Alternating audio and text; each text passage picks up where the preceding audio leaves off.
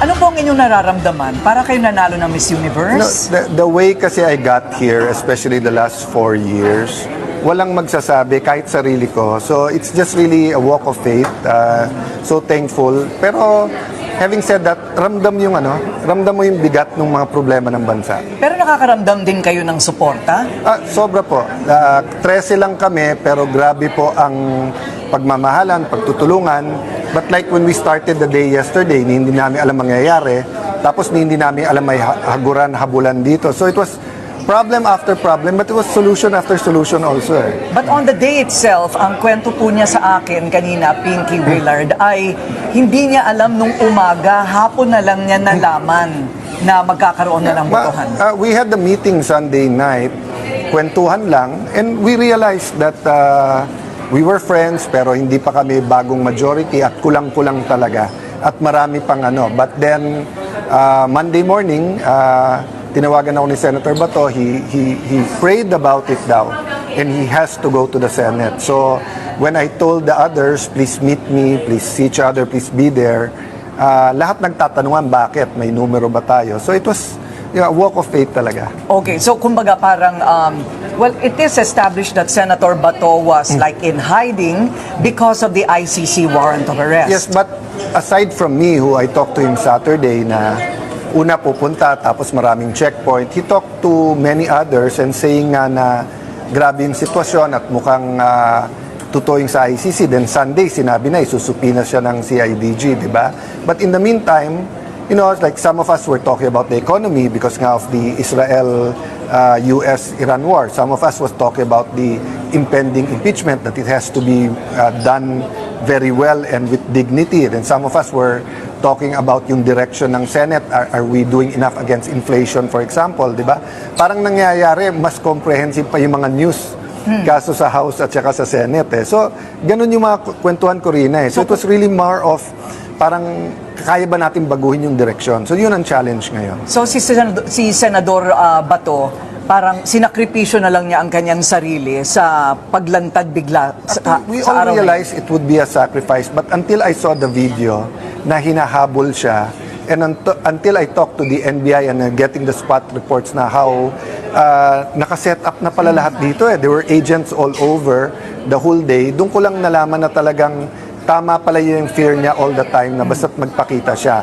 Having said that, we had good conversations through the media na sabi namin na anong masama na kumuha ka na lang ng warrant of arrest sa local courts, di ba? So I'm hoping that mentality, you know, more legal than emotional, will stay. But the NBI has relented, hindi po ba? Wala na sila dito ngayon. Well, may mga boss din kasi naman sila. But I appreciated yung sinabi ng director na once that nag-decide ang Senate as a body to take custody at once na sinabing kailangan ng local warrant. But of course, there's a whole of government. I don't know kung ano yung approach ng DOJ, anong approach ng buong gobyerno. I mean, I know there are victims of EJK. So I know it's also emotional for them. It's also emotional for those na natulungan na anti-drug ni Senator Bato. But the issue here kasi is stopping him from attending the session. Okay, so bakit po tila may kalituhan or confusion about what is legal and what is not? Dahil ba sa sitwasyon pong ito ay unprecedented? It's never happened before? I think the reality is it's also because he has a deciding vote sa Senate presidency. Ayun, So, isa pa. all the other factors, di ba? Nandun yung factor na hold the Duterte and others accountable dyan kay sa ICC. Kami naman, dito nyo kasuhan. Kasama na dyan yung impeachment, di ba? The statements for or against. Kasama na dyan na si Bato is popular and unpopular, depende sa kampo. But every single time na mukhang may botohan, may lumalabas eh. Di ba? So tapos yun nga, hahabulin siya. At sabi, no, we were just arresting him. We're not preventing him. But you could wait for him to vote and then arrest him. Di ba? But pinilit na hindi siya makapasok. Ang sabi naman po ng iba, SP, bakit daw hindi na lang naghintay pagkatapos ng, kung bakit daw hindi na lang muna hinintay yung botohan? All the Bakit other yung timing daw controversial ganun? arrest in the Senate was done through coordination, not only to the Senate President, pero dun sa arrestuhin. And every single time, bibigyan sila ng option. to exhaust legal remedies. And in the case of Senator De Lima, nakiusap na dun lang siya sa bahay arestuhin, makuha niya gamit niya. So, yun lang ano namin, bakit kay Bato? Of course, they will explain na dati siyang police, PMAer, kaya he can escape, di ba? But anyway, I hope we can refocus everything, especially to the economy. Our economy and many economies around the world are in bad shape. And it's not only internal because of the flood control scam and many other issues, but it's also because of prices of oil and Pasensya na po kayo, makulit ako ng konti, pero ano po masasabi ninyo dun sa mga hindi naniniwala sa timing? Yung timing daw ng botohan para baguhin ang liderato. Well, number one, this isn't the first attempt. Maraming beses, hindi pa pinag-uusapan yung impeachment. Nag-uusap-usap na kami about leadership change. But I think the only thing I can say is that the proof of the pudding is in the eating. So when we get the articles of impeachment, Billionaire News Channel, we want you to have a front seat, bantayan nyo kami. Kung tama gawin namin, de mali yung accusation. Kung mali yung gawin namin, kung yung forthwith namin ay hindi ayon sa Supreme Court, de mali kami. Hindi lang front seat, dapat una.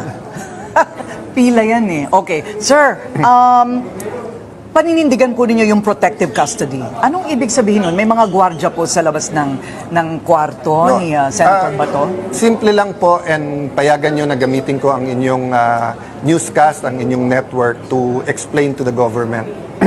We are a government of laws, not of men or women, di ba? During martial law, sari-sari ang arrest warrant. Kaya sa bagong konstitusyon, sa 1987 Constitution, nakalagay doon, kailangan judge at nandun yung kailangan niya ma-determine yung probable cause. So galing man sa abroad o galing kung saan man yung arrest warrant, dapat dumaan sa judge, yun lang hinihingi namin. Pumunta kayo dito, may dala kayong warrant of arrest galing sa judge, bigyan nyo ng pagkakataon sumagot, mag-file si Senator Bato. Pag naging final yung arrest warrant, siya mismo magsusurrender. Okay. So hindi naman sa dahil ayaw talaga ninyong ibigay sa ICC. Wala kaming power to stop Philippine law legal processes. But sa ICC, kailangan it conforms with our Philippine Constitution. Okay. Is that a matter of opinion, you think? Or No, that's really... we're just all emotional about the issues kasi kakanangya, but you will go into the future and see. So, interpretation ngayon ng ICC dapat kasi 1 year pag umalis ka na at walang investigasyon, hindi ka na pwede mag-imbestiga. Kay Duterte pwede. Tinanggap natin lahat yon kasi nga, dahil nga dun sa mga victims. So theoretically, they can arrest some of our progressive leaders to say na may mga mass graves yung NPA. Theoretically, they can arrest some of our generals, nakaupo man o hindi, to say na Marawi, etc., di ba? Kung may magrereklamo, yes. They can arrest some of our kung may magrereklamo. So you mean they don't have to pass a Philippine court? Kung gano'n ang sistema, mauubos gobyerno natin.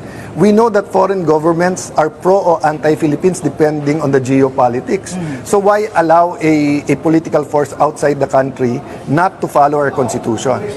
Okay.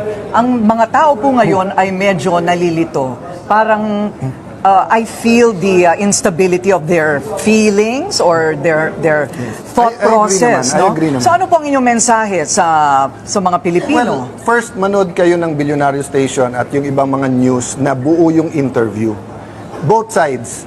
Kasi the reality is Facebook, lalo kung sarili kong Facebook, sarili mong Facebook, hindi naman yung buong interviews So halimbawa, yung sinabi ni Senator Trillanes, Senator De Lima na sila naman nagpa-aresto dito. Yes, but they coordinated and they exhausted muna all legal remedies before sila nagpa-aresto. So there'll always be fake news. All platforms will be accused of fake news, diba? That's why the credibility of the station and the quality of questions and interviews really matter. So yun lang ang payo ko na get to the bottom of everything, but hindi mo masisi tao, hirap na Pero, so sir, how do you absorb all of I know. when you're talking about livelihood every day? Para diba? nakikita ko nga po makakatulong kayo kaagad pag uwi ninyo sa pagod. Huli na lamang po, forthwith, what does that mean to you? Agad-agad. Agad-agad. Under the circumstance. Remember, iba circumstance noon, may election, palabas yung 12 senators and everything. Ngayon, everyone agrees, no? Yung pagko-convene. So ang question lang yung actual trial kasi may processes. So what I asked the Secretariat to do is simple. Kunin nyo lahat ng precedents, lahat na nangyari nung kung consistent lahat, ipropropose ko, sundin na lang natin yon. Ayun. Pag inaresto po ba si Senator Bato, maiiba po yung bilang at maaaring magkaroon ulit ang botohan? Well, you need 13 to become Senate President and yung Senate President pro tempore. So, syempre, each vote counts sa mga bill, sa mga resolution, sa impeachment, di ba? Pero just removing him will not change the Senate President. But baka kasi ang tinitingnan nila yung sinatawag na yung parang sa media din, di ba, na may epektong takot. So, baka yung iba, yung chilling effect kung tawagin. But At I don't think that magpalit will sila happen kasi ngayon, lahat ng takot na. Lahat ng hindi takot, wala ka nang magagawa para matakutin pa eh. I mean, Okay. people have already made up their mind eh. Okay.